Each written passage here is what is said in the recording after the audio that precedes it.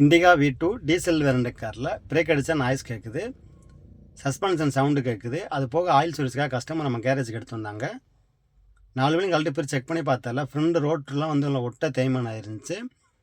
அது போக சஸ்பென்ஷன் கழட்டி செக் பண்ணி பார்த்தால ஸ்டேரிங் பால் ஜாயிண்ட் எண்டு ரொம்ப வீக்காக இருந்துச்சு. கூலண்ட் ஆயில் வர லீக்கேஜ் ஆகுதுன்னு சொன்னாங்க. செக் பண்ணி பார்த்தால கூலண்ட் டேங்க் வந்து ரொம்ப வீக் ஆகி அதில் தான் கூலண்ட் ஆயில் லீக்கேஜ் ஆயிருந்துச்சு.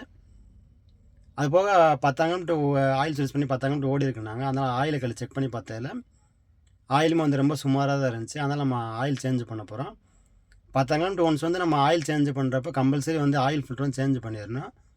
இந்த ஆயில் ஃபில்டர் ரேட்லாம் பார்த்தீங்கன்னா வெறும் 150 ரூபா வந்துச்சு. அதனால் ஆயில் ஃபில்டரும் டாட்டா ஓய் வாங்கி ஃபிட் பண்ணுறோம். அதே மாதிரி அந்த என்ஜின் ஆயில் கேரக்கு வந்து அடிக்கடி கழட்டி மாட்டுறப்ப அந்த போல்ட் வந்து ரொம்ப வீக்காக இருந்துச்சு. அதனால் நம்ம போல்ட்டும் சேஞ்ச் பண்ணுறோம். இதோட ரேட்டு பார்த்தீங்கன்னா ஒரு 150 ரூபா சம்திங் வந்துருந்துச்சு.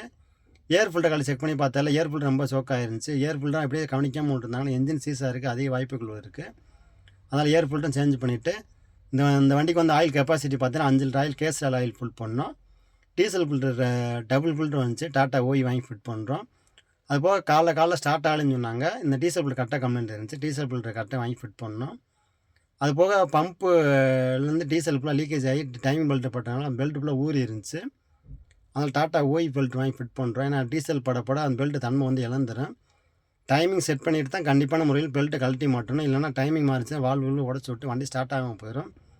ஏன்னா வண்டிக்கு வந்து என்ஜின் ஆயில் எவ்வளோ முக்கியமோ அதே மாதிரி டைமிங் வந்து ரொம்ப முக்கியம். ஸோ அதனால் நம்ம ரொம்ப கவனமாக வச்சு ஃபிட் பண்ணோம். அது போக ஃப்ரண்ட் ரோட்ரு, பிரேக் பேடு எல்லாமே டோட்டலாக சேஞ்ச் பண்ணோம். ஸ்டேரிங் பால் ஜாயிண்ட்டு, டிக்கி சாக்கப்ஸர் வீக்காக இருக்குன்னாங்க. டிக்கி சாக்கப்ஸர் எல்லாமே ஓய் வாங்கி ஃபிட் பண்ணோம். அதுபோல் drive shaft oil seal, steering end, steering ball joint, coolant tank, timing belt Indigo, Tata AC எல்லாமே வந்து காமனாக தான் வரும். இது ரேட்டு பார்த்தா 900 சம்திங் வந்துருந்துச்சு. 2 பக்கமும் செட்டாகவே மாற்றணும். நான் செட்டாக மாற்றினா ஓரளவுக்கு நல்லாயிருக்கும்.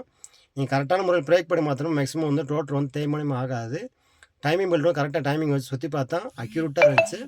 அது போக வந்து வைப்பரில் வந்து தண்ணி அடிக்கலைன்னாங்க. 2 பக்கமும் நாசில் டீப் செட்டாகி வைங்க, ஏன்னா மழை டயத்தில் ரொம்ப சிரமமாகுன்னு சொன்னாங்க. இதோட ரேட்டு பார்த்தீங்கன்னா ஒரு 250 ரூபா வந்துச்சு. கூலண்ட் ஆயில் செக் பண்ணி பார்த்தால ரொம்ப மண்ணாக இருந்துச்சு. அதனால் ரேடியேட்டர் கழட்டி ஒரு வாஷ் பண்ணிவிட்டு மறுபடியும் ஒரு 10-15 கிலோமீட்டர் ஓட்டி பார்த்துட்டு கஸ்டமர்கிட்ட கொடுத்தோம். கஸ்டமர் சாட்டிஸ்ஃபைடாக இருந்தாங்க. இந்த வீடியோ பிடிச்சிருந்தா நம்ம சேனல் லைக் பண்ணி ஃபாலோ பண்ணி வச்சுங்க. கார் சம்மந்தப்பட்ட நியூஸ் வேணுன்னா NK மோட்டார்ஸ் கால் பண்ணுங்கள். தேங்க்யூ.